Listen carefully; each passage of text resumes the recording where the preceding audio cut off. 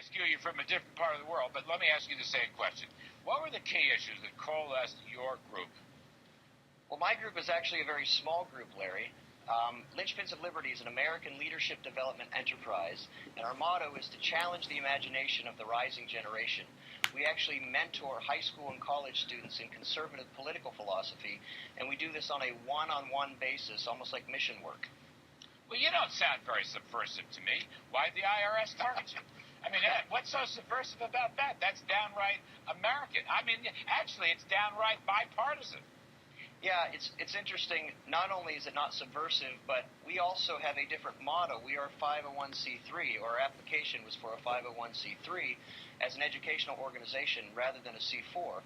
And unlike the other organizations who were targeted because they had the word Tea Party or Patriot in their application, we had neither of those words in our application nor our mission statement.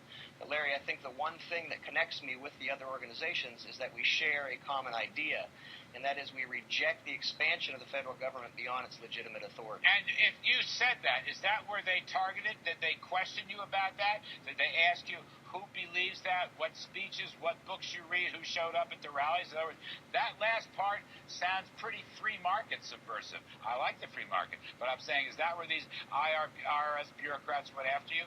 Yes, in fact, the questions were so broad and so invasive, 31 questions with multiple sub-questions leading up to about a 95-point inquisition, and I had about 10 days to respond to it.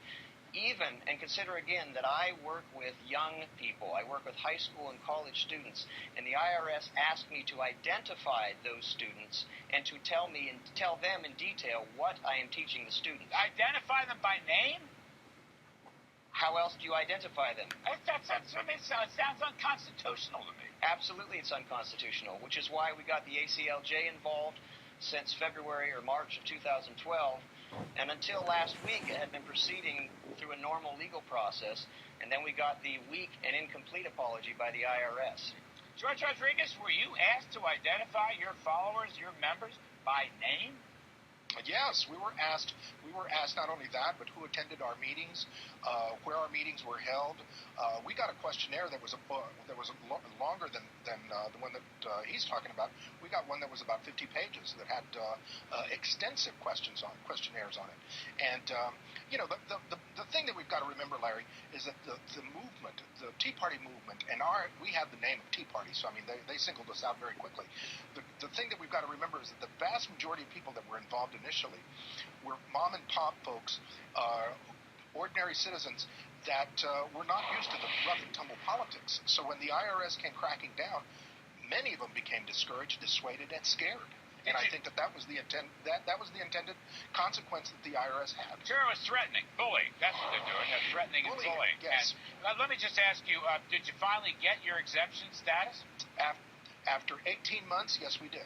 After 18 months, and a lot of sweat, tears, frustration, and a lot of discouragement, but we finally got it. I mean, go back to Kevin on this. I was reading today, Kevin, one study, one of the reports said for conservative groups, Tea Party groups and other conservative groups, took about, on average, the application took about 27 months to be completed. For liberal groups, of which far smaller number was used, the average was 9 months. So there's a difference right there. Now let me ask you this, Kevin. How much money did it cost you in legal fees and accounting fees to get your application okay? Well, my application I've not been granted status yet, so I'm 27 months and counting, and I put about $30,000 to $50,000 of my own money into it. Plus, I also lost a grant for $30,000 from another nonprofit that was willing to grant me that money on the condition that I maintain status or achieve status. And because it took so long, they said, I'm sorry, you'll have to apply later. So clearly the impact was more than just my own finances, but that would have given me the opportunity, as you know, in the nonprofit world, if you have a launch grant, right, you can use that to be able to go and say, okay, this organization trusts this new organization. It helps you raise funds wherever you go. You can get some donors. Where'd they come from? Kevin, who? Cincinnati, Columbus, Washington, D.C.? Where were the postmarks? Where are these people from? Well, here's the interesting thing. When the apology came out last Friday, you remember they all said it was just a few rogue agents in Cincinnati. But I actually had a conversation with an agent in Cincinnati on December 30th, 2011, and he told me these words. I said, why is it taking so long for my application to go through the process?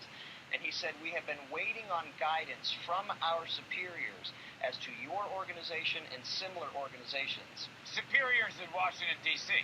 Well, he didn't say the words Washington, D.C., but clearly it was not down the hall in Cincinnati. And, George, where were your tormentors from? Our tormentors were coming from Washington and from Austin. IRS has an office in Austin, and that's where our folks, that's where we were having to send our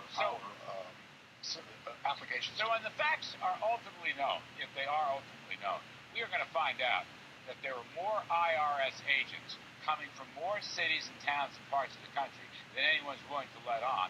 And we're also going to find out that big shots knew about this and condoned it. That's what this is going to show. That's why I want a special counselor. I want a special prosecutor. Otherwise, I don't think the truth. You guys are giving me more information than I've read before. You're talking about Austin, Texas. I've never heard Austin, Texas as a home for one of these IRS attackers. That's new information, George. Yeah. I mean, the fact of the matter is that regardless if they can say that maybe the directions were coming from Cincinnati, I have no idea. But the fact of the matter is that we were having to work with our local office so that we could make sure that we could that we knew exactly what we were supposed to turn in, and that our I's were being dotted and our T's were being crossed. And again, Larry, the big thing was the amount of anxiety that we went through. That a price cannot be put on that, because our civil rights were violated. The doggone anxieties that people went through personally, the discouragement, we lost membership, et cetera, et cetera. Their intended effect was to dissuade us, and I think it had it. I hope both of you guys come back. I want you to come back in 2014. I want you to have a renaissance, a reawakening, and fight like hell. I mean that. Well, we're not going to win. Take on the establishment. Take on the IRS. Yeah. All right. Thank you. Kevin Kookogey, Larry. appreciate it. George Rodriguez, you're great.